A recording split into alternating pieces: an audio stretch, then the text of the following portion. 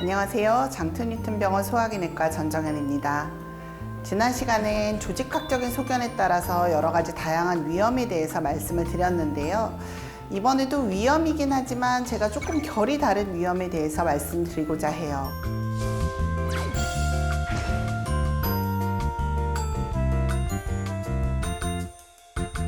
신경성 위염이라고 많이 들어보셨죠? 근데 신경성 위염이 맞는 용어는 아니거든요. 위 내시경 전문 의사들은 기능성 소화불량증이라는 용어를 사용을 하시라고 말씀을 드려요. 기능성 소화불량증에 대해서 다시 정확한 정의를 말씀을 드리자면 구조적인 어떤 이상도 없고 생화학적인 이상도 없고 이런 기질적인 질환이 없는데도 불구하고 만성적이고 반복적인 위장관 증상을 유발하는 어떤 증후군을 다 모아서 저희가 기능성 소화불량증이라는 얘기를 해요. 소화기내과 전문 의사들이 몇 년에 한 번 모여서 이 기능성 소화불량증을 다시 정의를 내리곤 하는데요. 가장 최근의 정의에 따르면 어떤 불쾌한 식후 포만감, 조기 만복감, 상복부 통증, 상복부 속쓰림 이 네 가지 증상 중에 한 가지 이상의 증상이 최소 6개월 전부터 시작됐고 최근 3개월 이내에 있을 때로 하자라고 정의를 했어요. 말이 조금 어려워서 미국이나 캐나다 학회는 그냥 한 달 이상 계속 배가 불편하고 구역질 나고 구토나고 속쓰리고 하는 증상이 지속된다면 이런 기능성 소화불량증이라는 이름을 붙이자라고 얘기하기도 합니다. 기능성 소화불량증은 전체 인구의 한 8에서 15%가 겪을 만큼 굉장히 흔한 소화기계 질환 중에 하나예요. 만성적으로 소화가 안 돼요 라고 병원에 찾아오시는 환자분들을 검사를 해보면 70% 이상은 내시경 검사상에서 특별한 기질적인 원인이 없다고 해요. 그리고 기능성 소화불량증은 남성보다 여성에서 한 2배 정도 더 많이 발생을 한다고 하고요. 기능성 소화불량증이다 라고 얘기를 하지만 A형이 좀 있습니다.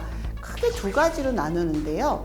식후에 불편해, 상복부에 통증이 있어. 이 두 가지로 크게 나눠요.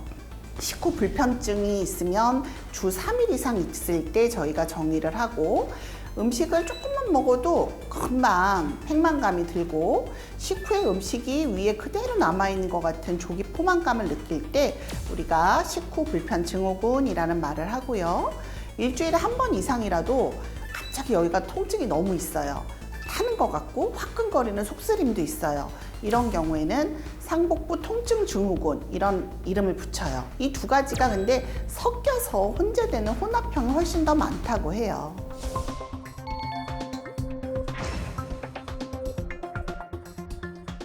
원인은 뭐가 있을까요? 물론 스트레스나 심리적인 요인이 아무래도 원인이 될 것이다 라고 하긴 합니다. 불안감이나 우울증이 있을 때 이게 뇌에 영향을 미쳐서 이런 것들이 통증이나 불편함을 유발을 하거든요. 하지만 이런 원인 외에도 저희가 위 내에 어떤 감각신경의 이상 반응, 내장이 과민하다고 그러죠. 그래서 내가 실제로 나는 예민한 사람이 아니어도 어떤 음식물에 들어갔을 때 그 성분 일부가 내 위에 과민하게 느껴진다면 이런 증상을 느낄 수 있는 거예요. 또 어떤 연구에 따르면 내가 음식이 들어가면 위에 윗부분은 늘어나고 아래 부분은 열심히 움직여서 우리가 아래로 배출되게 해줘야 되는데 이런 위 운동 기능에 문제가 있을 때 기능성 소화불량증이 있을 수 있다라고 얘기를 합니다. 근데 이런 원인이 다 포함이 될 것이다지 어느 하나의 원인이 분명하진 않아요. 왜냐하면 아까 말씀드렸던 그 위 운동 기능 변화도 실제 있지만 증상이 없는 사람도 있거든요. 그래서 저희가 그냥 유추를 여러 가지 것을 해보는 거죠.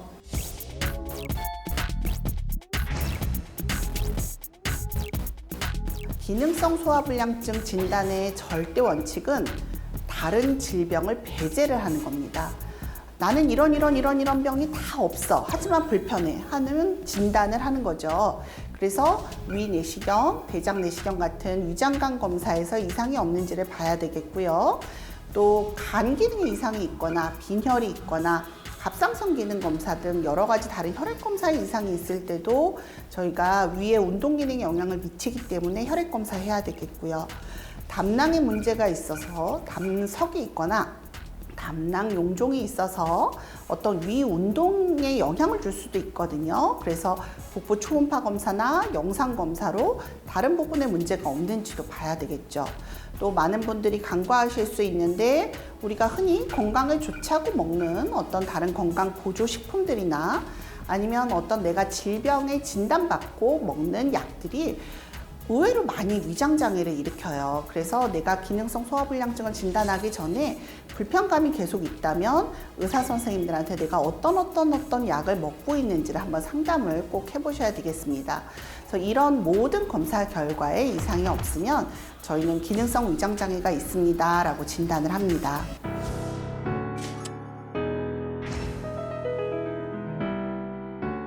진단을 했으면 치료를 해야 되겠죠.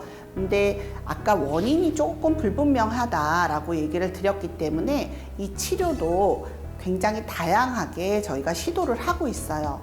물론 가장 알려져 있는 술, 담배는 분명한 원인이 되기 때문에 금주, 금연 해주셔야 될 거고요. 식이요법에 대한 연구를 많이 해봤더니 규칙적인 식사, 충분한 식사 시간 이런 것들은 중요하다.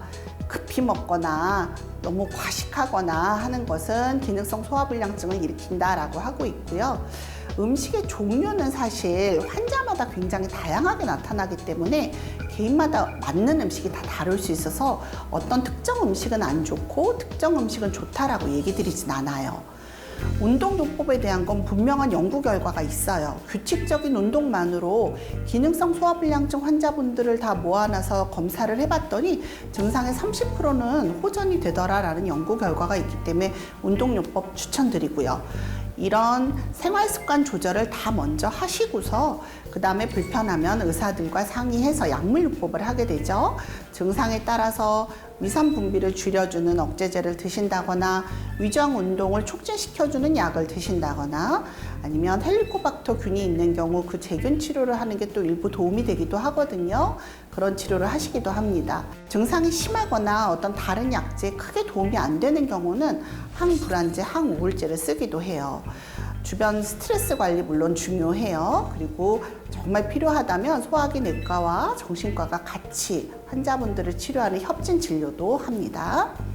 원인이 뚜렷지 않아서 증상이 호전과 악화가 반복될 수 있어요. 하지만 분명히 아셔야 되는 건 저희가 배제적인 진단으로 기질적인 병이 없다는 걸 알았잖아요.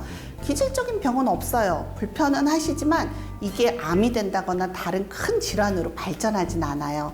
그러니까 긍정적인 사고방식으로 장기적인 접근으로 의사와 치료를 상의를 하셔야 되겠습니다. 감사합니다.